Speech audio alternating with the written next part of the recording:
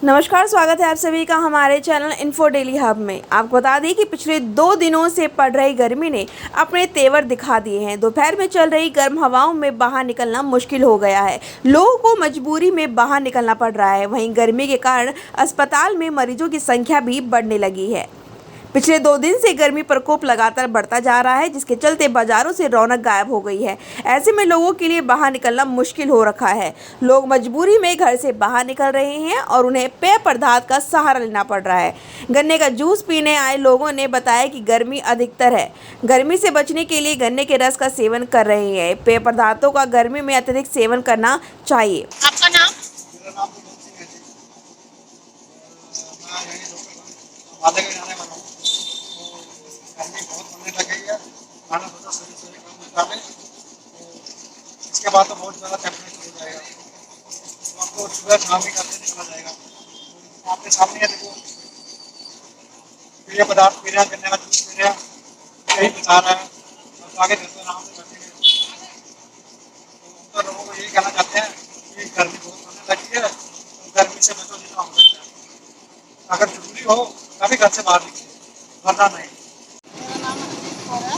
मैं मालना से रहने वाली हूँ और यहाँ पे बहुत गर्मी पड़ रही है, बहुत लू पड़ रही है। जरूरी हो काम तो तभी बाहर निकलिए, वैसे तो बिना मतलब के नहीं निकलिए।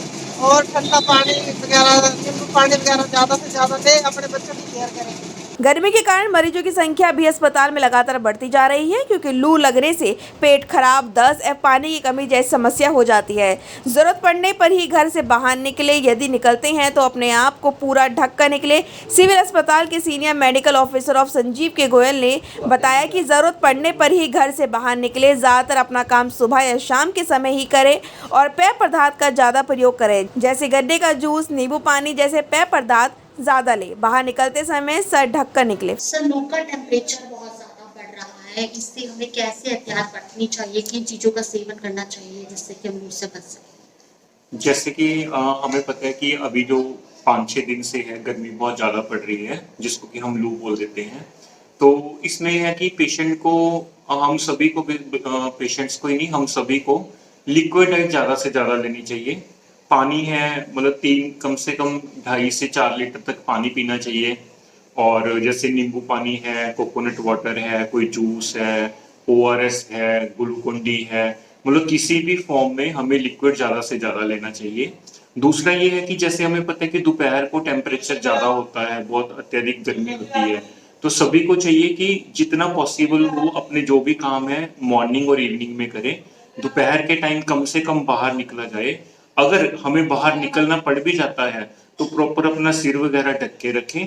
और जैसे ही हम अपना काम करके घर आते हैं या अपने ऑफिस में वापस आते हैं तो वही लिक्विड, मतलब अपना लिक्विड डाइट जरूर लेनी चाहिए। सर, पानी की बात की जाए तो पानी कितने मतलब पीना चाहिए हर रोज?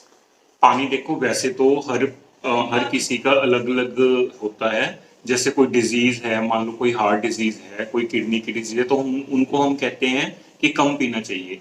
लेकिन अगर हम ओवरऑल हेल्दी लोगों के लिए बोले तो इस जो गर्मी में है तो जो 2.5 से 4 लीटर तक पानी हम कंज्यूम कर सकते हैं और करना चाहिए हमें इस गर्मी में। सर, यदि हम हार्ट की पेशेंट्स की बात की जाए तो उनको ज़्यादा प्रॉब्लम्स होती है गर्मियों को, उनको लेकर क्या एहतियात?